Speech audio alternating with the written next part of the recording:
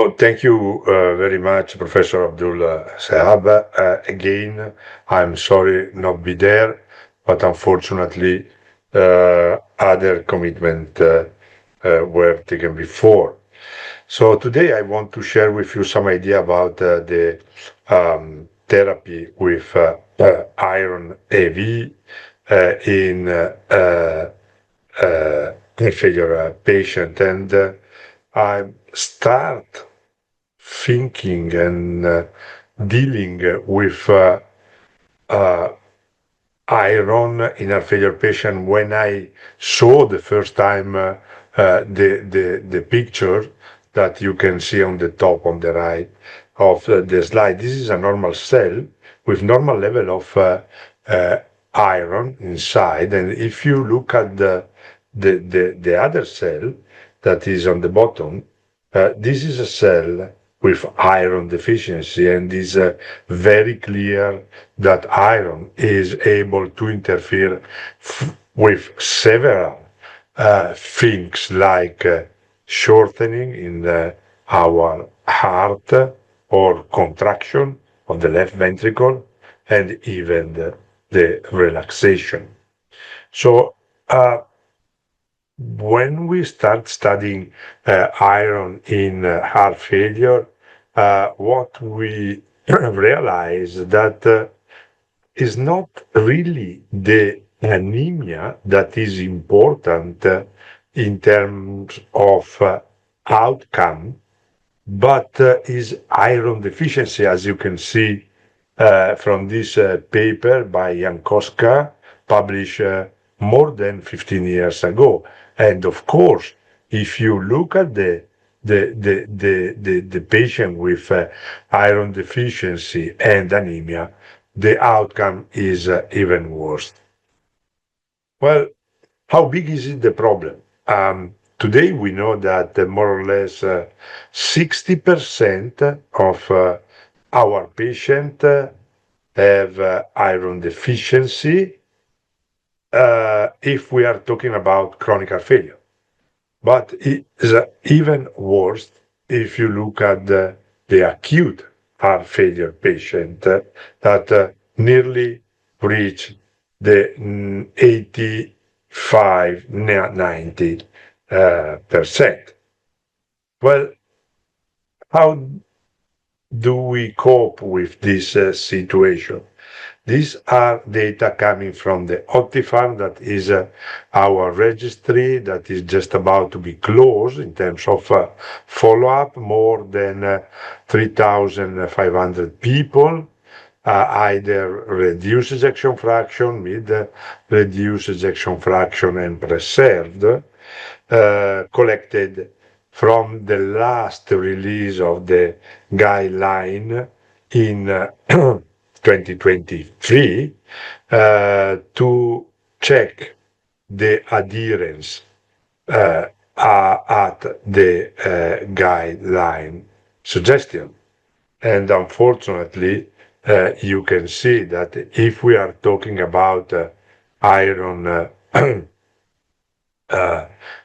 intravenous, that is the only way to give or to replace, to restore the situation of iron deficiency in our failure patient, we did not very good or very well. Let me give you a sort of panorama when we start more than actually nearly 20 years ago in 2009 studying heart failure patient with iron deficiency using intravenous ferrocarboxymaltose.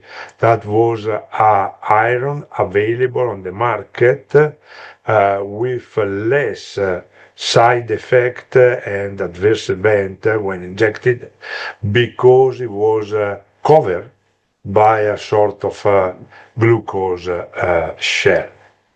The first studies that we did were related to, let's say, light high endpoint. We studied the quality of life of this patient, And during the FERI-CHEF and CONFIRME-CHEF, we were able to demonstrate that giving ferrocarboxymaltose on at this patient, we were able to improve the functional capacity, the quality of life, and even the muscle strength in this patient. After this first part of the study, we get more ambitious and we try to look at the hospitalization, something in terms of endpoint much more hard. And the first study that looked at the hospitalization was also in a different setting of patient because was in acute heart failure patient. This is the AFFIRM HF study where we treat for 58 weeks more than 1,100 patients.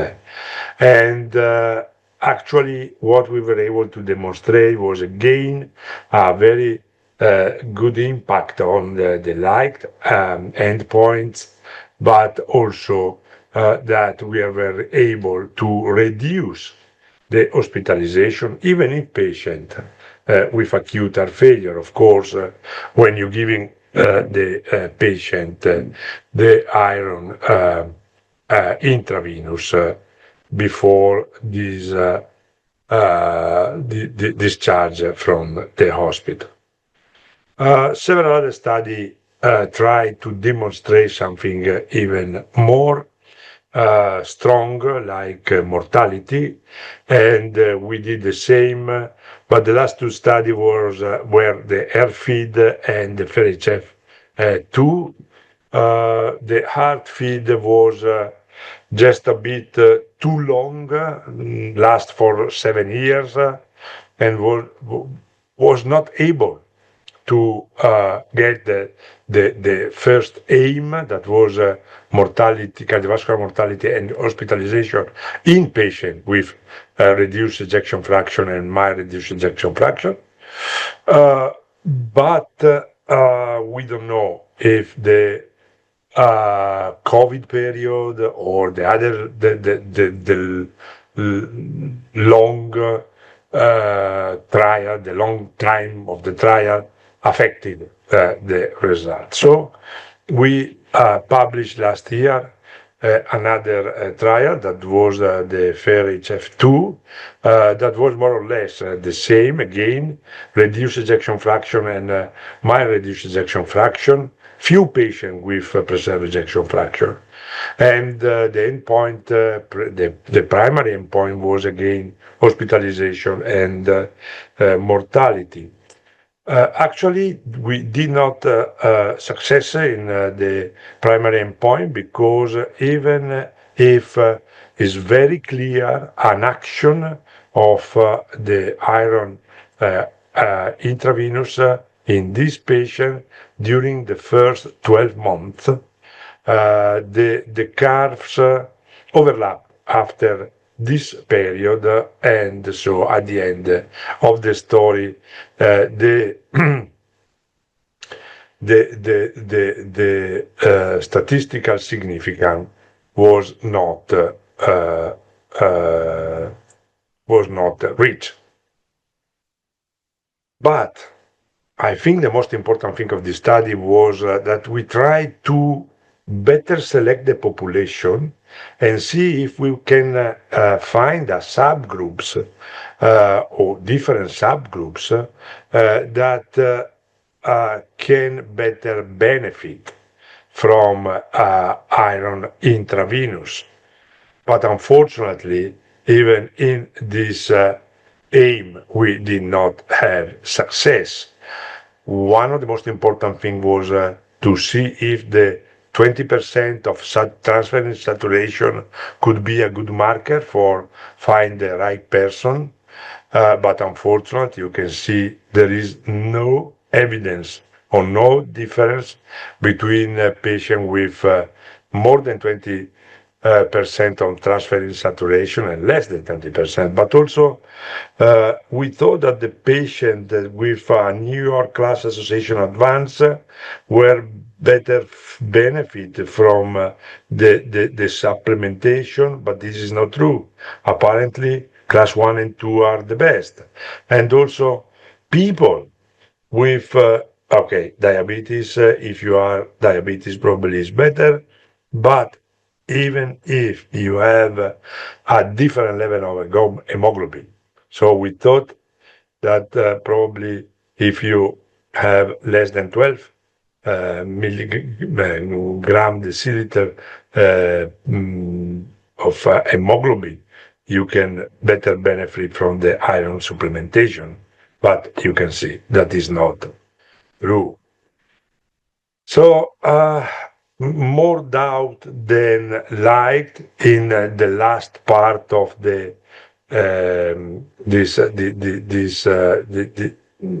last part of our study.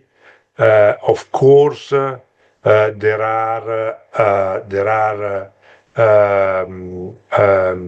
review and meta-analysis that putting together all the study that we have done, and probably also the iron out or the heart feed. You can see that the end of the story will be positive, and also for cardiovascular death and hospitalization using intravenous ferrocarboxymaltose, we can have a good result.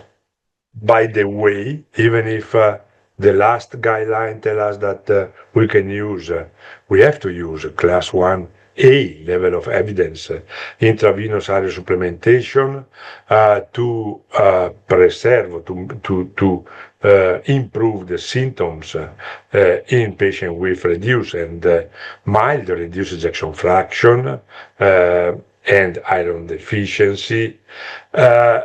We still not have a clue in terms of which is the best patient to treat with intravenous ferrocarboxymaltose in our heart failure patient. Thank you very much.